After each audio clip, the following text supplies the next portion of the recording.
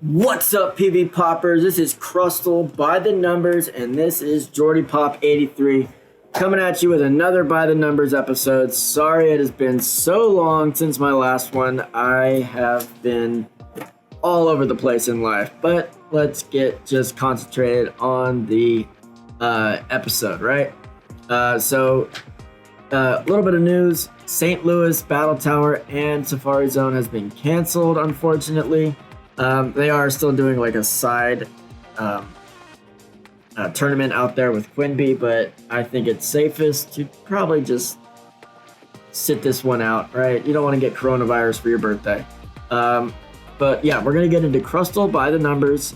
Crustle is a bug rock type, and it is an amazing safe switch in the Rose Cup. Probably the best safe switch that there is. So we're going to get into its resistances first, then its strengths, its charge moves, its fast moves, and what all of the moves can do separately win-wise. So you can look for the time codes in the description. All right, so resistances. It is a bug and a rock type. On the bug side, you're going to be weak to fire, flying, and rock. And on the rock side, you're going to be weak to fighting, grass, ground, steel, and water. When you smash those together, with the resistances on the bug side, you are resistant to fighting, you're resistant to grass, you're resistant to ground. So those weaknesses and resistances are going to cancel out. And then on the rock side, you're resistant to fire and flying. Those resistances cancel out, and you're resistant to normal and poison. So you hold on to your normal and poison resistances, and you hold on to your rock and your steel and your water weaknesses from the two types. Everything else is going to be neutral, so you got a lot of neutral damage coming at you, and you are resistant to the normal and the poison moves. So poison moves like cross poison or poison fang from Golbat, and then the normal type moves like hyper fang and hyper beam, right? All right, so on your attack side, on your bug side, you're going to be super effective against dark, grass, and psychic types. So that's not a lot, right? So the bug type moves are going to be more for energy generation with your Fury Cutter, and your X-Scissor will be your bait move, right? It's not going to be very effective against fighting, fire, flying, ghost, poison, and steel. That's a lot of the types. So your bug type move will be resisted most of the time. On the rock side, though, you're going to be super effective against bug, fire, flying, and ice. Those, especially bug and flying, you're going to be seeing a lot. Not very effective against water, so don't throw rocks at Bibarel, right? Fast moves. We have a little conundrum here. We have Smackdown and we have Fury Cutter. Smackdown is going to be a great move if you just want a straightforward Pokemon that you don't have to worry about baiting with.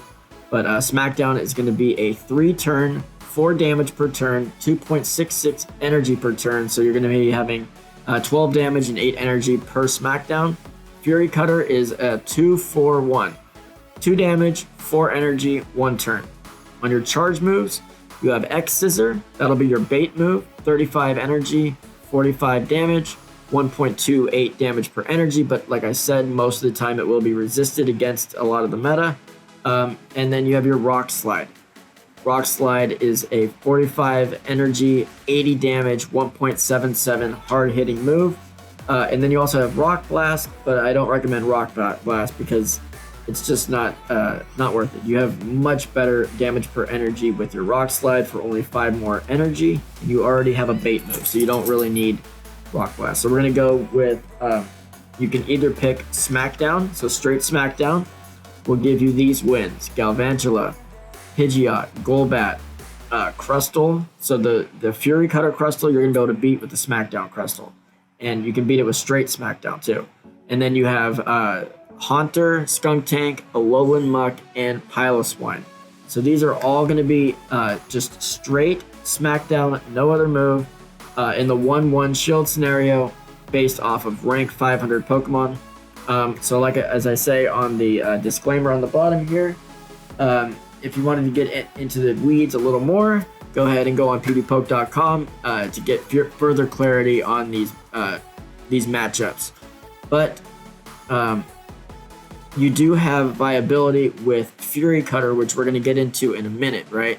So it is it's very, very interesting Pokemon that you could be using in the Toxic Cup here, because you could have either the Smackdown variety, which, like I said, has a little bit less energy per turn, a lot less energy per turn, but it has double the damage per turn. So with Smackdown and X-Scissor, you're going to pick up a few wins here. So you're going to have that Galvantula, Pidgeot, Golbat, Crustle again. And this Crustle, like I said, is running Fury Cutter. Then you have a Escavalier that you're going to pick up with X-Scissor. And then also you have Alolan Muck, Skuntank, Haunter, and Piloswine. As you can see, the Piloswine is a very close win. A lot of these are going to be closer wins, right? You have a couple of hard counters, anything flying or anything like electric, that's going to take super effective damage from rock. It's going to be a harder win, but you have a lot of close wins. That's what makes Crustle such a great safe switch, right? Is the ability. First of all, you don't know what fast move it's running, and if it's running Fury Cutter, it's going to be getting to these charge moves super quick. And then if you're running Smackdown, you're able to put on a lot of upfront pressure damage-wise, which is really nice. So when we add Rock Slide to the mix, these are the wins that you're going to get from the Smackdown variety of Crustle. Sorry, you guys. It's been a long day already. So Smackdown, X-Scissor, and Rock Slide. This is that's the variety of Crustle that we're looking at here. And as you can see, when you add Rock Slide to the mix, you actually end up losing the matchup to Escavalier. So for Escavalier, you just want to go straight Smackdown, X-Scissor, and you'll maintain that matchup. All right. So you're still going to want to go straight Smackdown on Galvantula. You're going to want to use Rock Slide on your Wormadam, on Munchlax, and on Forretress. Those are the three Pokemon that you're going to want to use Rock Slide on. Everything else, you can either build up to a Rock Slide and use X-Scissor to try to get rid of shields, or just go straight X-Scissor and you're going to maintain those wins. So, Galvantula, Wormadam, Golbat, Crustle, again, Crustle with Fury Cutter, Munchlax, Gligar, Pidgeot, Skuntank, Forretress, Haunter, and those are all pretty solid wins, right? I mean, that's, 660s, 500s, that's pretty great. And as you can see, I left them in the order that they were with the Smackdown and X-Scissor, so you can see if they went down in battle rating. And then you got Alolan Muck and a couple others there. All right, so for your straight Fury Cutter wins, you're going to have nothing. You're not going to win anything doing straight Fury Cutter. But when you add X-Scissor to the mix, you'll be winning against Claydol because it's a part Psychic. You're going to be winning against Skuntank, against Alolan Muck, and against Hippowdon. Alolan Muck and Skuntank, I believe, is because they're part Dark. And then Hippowdon, I don't know. I guess it's a close win anyway, so that's just with Fury Cutter and X-Scissor, but the whole reason you're using Fury Cutter is because of the crazy energy generation. You're going to be able to pick up a ton of wins when you add Rock Slide. So if you're doing just straight Rock Slide and Fury Cutter, these are going to be your wins here. So Skuntank is an amazing, strong, solid win. You have another strong win with Pidgeot, and as you can see, that was pretty comparable to the Smackdown variety as how hard you're hitting it because of how quickly you're getting to these Rock Slides. Then you have your Escavalier. That's going to be a much more solid win with Fury Cutter. Heracross, our strung out Quillfish here. Bibarel, so you're going to be taking care of the waters with this one. Also, Alolan Muck, Forretress, Claydol, Haunter, and Munchlax. All of these you're just going to be taken care of with straight Fury Cutter and Rock Slide. So you don't even have to worry about X-Scissor, just go straight Fury Cutter and Rock Slide and just mash the crap out of it, and you're going to be able to handle all these Pokemon very nicely. Now, when you add it all together, right? When you add the baits and all the trickery that you can do with Fury Cutter, right? Over farming, all that wonderful stuff. These are your wins in the 1-1 shield scenario with rank 500 Pokemon. Need to stress that. All right, so your wins with Fury Cutter, X-Scissor, and Rock Slide are going to be, and there are a lot, Skunk Tank, Pidgeot, Escavalier, Galvantula, Heracross, Wormadam, Claydol, Munchlax, Zangoose, Quillfish, Alolan Muck, Bibarel, Haunter, Forretress, Hippowdon, Piloswine, and Linoone. As you can see, Linoone is almost barely a win at 508, right? But the thing about a safe switch is you're going to run something else as a lead, right? You're going to switch into, say you want to get out of there, you switch into Crustle, you get a quick 3 Fury Cutters because they're only 1 turn long, right? Bing, bing, bing, Fury Cutter, Fury Cutter, Fury Cutter. You got 12 energy, right?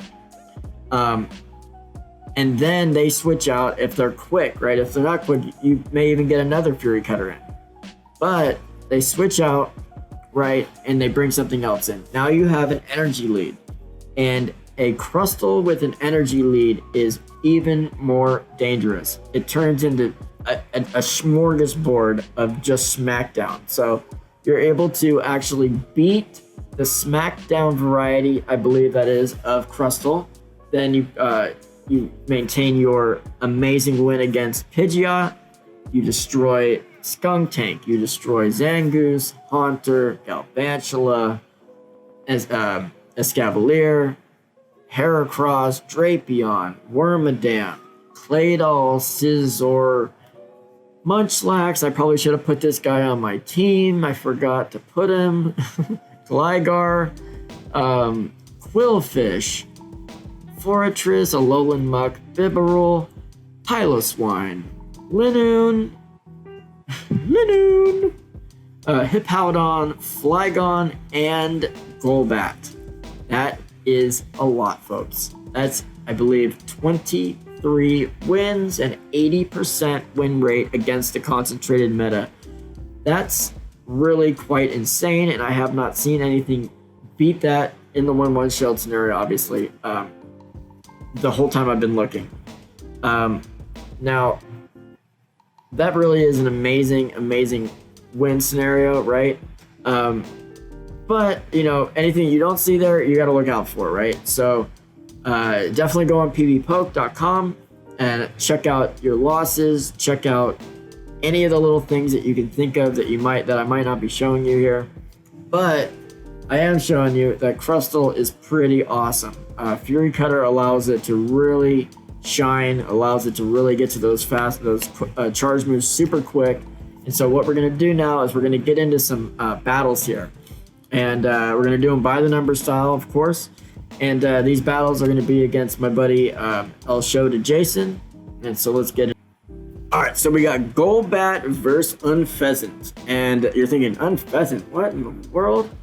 And, you know, I don't get it. But people are screaming from the rooftops about Unfezant. So we'll see what he can do, right? So we got Wing Attack, they've got Air Slash. Air Slash is a 3-turn move. It's like, it's exactly like Water Gun if Water Gun was a 3-turn move. So it's 3 damage, 3 energy, 3 turns. So you got 9 and 9. We have Wing Attack. We have a little bit more energy per turn. And he has better charge moves all around. So he should be able to beat us. We used both shields though, because we wanted to win the lead here. And now he threw in Bibs, and we have our Escavalier. Escavalier is running Acid Spray and Mega Horn. You can run any moveset you want, really. People are running Aerial Ace. I should have shielded that. So I'm going to throw out this Acid Spray onto this Toxicroak. Okay, that's like my parting grace. A little 2-stage defense debuff, right? So, as you can see, I've added a little graphic on the screen, and it's going to go off every time it goes away. I thought that was kind of cool, but anyways. So, all of the moves coming from Toxicroak going to Golbat are going to be resisted, if not double resisted. Our Wing Attack is going to be super effective, and Shadow Ball is just awesome, straight out, right? So we came in with a little less energy, but we were able to put a lot of great pressure. We got rid of his shields. We took care of his a lot of his health. We were able to come in and farm up right there. And then in comes Bibarel, right? As you can see, our Ice Fang and our Aqua Tail are both going to be resisted by Bibarel. But the nice thing is that our Crunch is going to be going neutral, right? So you're going to get that nice 69 damage, 1.53 damage per energy. So that's going to be a great move if you can land that, right? Other than that, this is not a great matchup for you. You want to get out of the Bibarel Drapion matchup if you can. All right, so he won that battle. Sure did. We're going to get into our third and final battle of the day. We got our Gliscor into the Flygon, right? Mudshot and Earth Power are going to be double resisted. And the only thing that's going to be doing anything to us is going to be Dragon Claw. So we should be able to win this nicely, handily. We have Fury Cutter doing some pretty decent energy generation and has better damage output. Thing is that he is getting a little bit more energy per turn, 4.5 energy per turn. And so he will be able to get to those Dragon Claws a little quicker. So I guess I do decide to drop out there and get into my Drapion. Drapion goes ahead and deletes the rest of Flygon, gets a little bit of energy, and is able to throw out an Aqua Tail quite quickly here. As you can see, Aqua Tail will be the preferred move in this scenario because Crunch is going to be resisted. Oh, this is only our second game. This is not the last game. So, I did decide to go with the Aqua Tail Crunch set of moveset because in Toxic Cup, it's a little bit better to have that wider coverage than to be buffing your Ice Fang. Alright, so next comes in Flygon. And Flygon is going to try to throw out a Dragon Claw, and I'm going to let it through. Down goes Drapion. In comes Gliscor, I believe. And we're going to take the rest of it. Oh, no.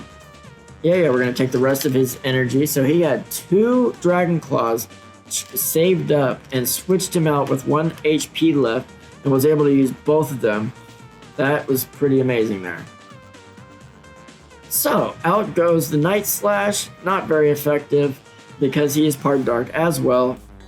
And we tried to go for the Earthquake there, that was stupid. We should have just hit the Night Slash when we had it. We would have knocked him out, would have been done deal. Yeah, that was pretty dumb, pretty dumb. So there goes Gliscor. I lose all that energy. In comes Bibarel. I'm going to go ahead and farm down, and that will be that game. Alright, so that's game 2. We are now 1-1 with in this set. 1 win, 1 loss. Alright, this is game 3. Game 3, we got Golbat into Toxicroak. He decides to switch out immediately into Bibarel. I decide to switch out right into Crustle. Unfortunate news. This Crustle, because of its IVs, is not a Crustle that is able to beat Bibarel. It's pretty close, but he just is not able to do it. But if you do have a good IV Crustle, you can beat Bibarel with Crustle. Alright. So we're throwing out these Fury Cutters. Trying to get to that Rock Slide. Again, I don't know why I didn't just go for the X-Scissor there. That was stupid. I'm still learning these Pokemon. It is a good idea to play the same line of 3, if not the same 6, over and over and over again. And just get a real feel of how long it takes to get to these charge moves. I'm more of a player that plays by feel, so I like to get an idea of the time rather than count the moves, because I'll never remember all those numbers anyways. I remember, it takes 4 Mud Shots to get to a Dragon Claw, but anyways, here's a Golbat into Unfezant again, and as you can see, these Shadow Balls, I believe, are resisted. I gotta fix that.